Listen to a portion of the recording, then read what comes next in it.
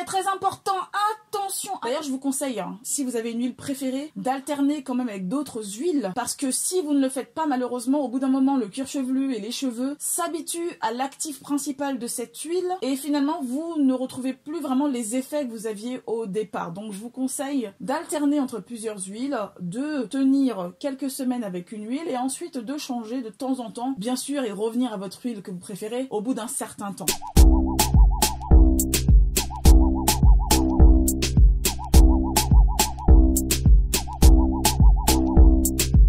Salut à tous, c'est Kay. Alors aujourd'hui on va rajouter une huile à notre série des huiles.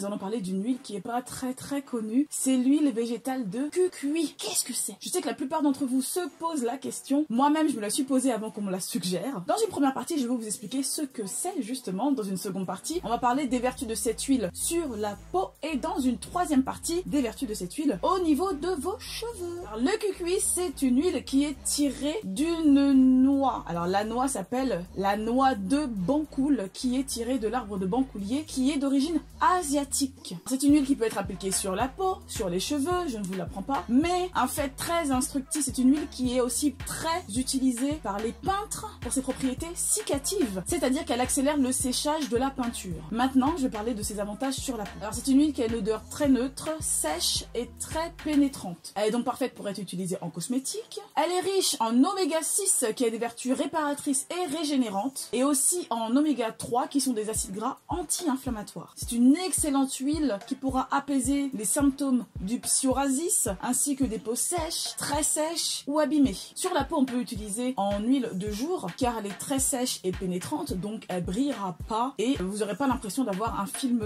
vraiment très gras sur votre visage, ce qui peut être très désagréable. On peut aussi l'utiliser sur le cuir chevelu, sur les cheveux, sur le corps, ou bien mélanger à vos cosmétiques habituels, comme les crèmes que vous utilisez habituellement pour le visage, crème pour les mains, crème pour le corps. Maintenant, nous allons parler des avantages de l'huile de cucuy sur les cheveux. Truc très intéressant, c'est un conditionneur naturel qui pénètre vraiment bien la fibre des cheveux. En fait, elle agit un peu comme l'huile de ricin qui, vous le savez, est mon huile préférée, hein, l'une de mes huiles préférées. Je la mets en numéro 1. Il y a beaucoup d'huiles que j'aime, beaucoup d'huiles que j'utilise parce que j'alterne assez souvent. Donc cette huile, comme l'huile de ricin, rend les cheveux doux et brillants. Elle est donc parfaite pour sceller l'hydratation. Sur vos cheveux, si bien sûr ils sont pas loxés, hein, vous allez comprendre pourquoi. Vous pouvez l'utiliser en tant que démêlant parce que c'est un excellent démêlant naturel. Ou en masque, vous enduisez vos cheveux avec cette huile. Ensuite, vous pouvez appliquer une serviette chaude par-dessus pour que les écailles s'ouvrent et pour que vraiment les actifs pénètrent bien la fibre capillaire. Ou si vous préférez, vous pouvez aussi mettre une charlotte. Comme ça, c'est la chaleur du corps humain qui va agir justement et qui va s'accumuler sous la charlotte pour pouvoir ensuite ouvrir les écailles de vos cheveux pour que l'huile pénètre bien. Ou sous un casque, vous savez, un steamer, les casques qui envoient de la vapeur d'eau justement. Ça aussi c'est vraiment bien parce que justement vous ajoutez de l'hydratation avec la fameuse vapeur d'eau et vous nourrissez votre fibre en profondeur grâce à l'huile de cucuy. Sinon, si vous préférez, vous avez une autre façon d'utiliser cette huile. Vous pouvez aussi, hein, un exemple comme ça, l'utiliser en bain d'huile. Donc vous l'appliquez comme ça le soir ou le matin très tôt. Si vous l'avez appliqué le soir, vous la laissez poser toute la nuit et le lendemain matin, vous faites votre shampoing habituel. Si vous l'avez appliqué le matin, vous la laissez agir toute la journée et c'est pareil, vous terminez par votre shampoing habituel. Bien sûr, je dis shampoing habituel, mais il est vrai que si vous utilisez une huile végétale pour vos cheveux, il est mieux d'utiliser derrière un shampoing qui n'est pas de dérivés pétrochimiques, qui ne soit pas chargé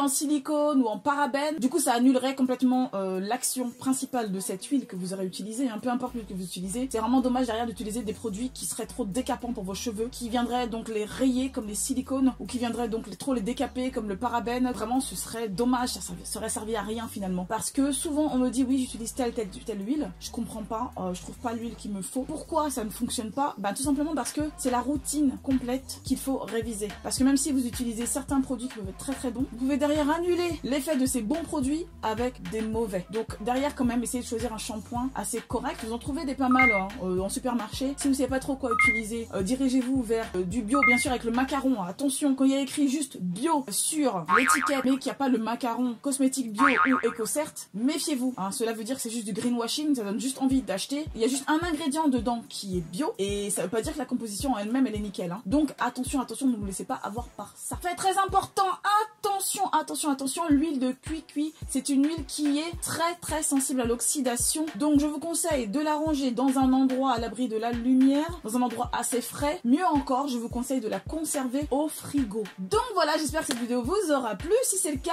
un petit pouce vers le haut s'il vous plaît, ça fait toujours plaisir. N'oubliez pas de vous abonner si ce n'est pas déjà fait et de cliquer sur la petite cloche juste en bas pour être au courant dès que je mets une nouvelle vidéo en ligne. Voilà, je vous dis à très vite pour une prochaine vidéo. Je vous fais des gros bisous. Bye bye.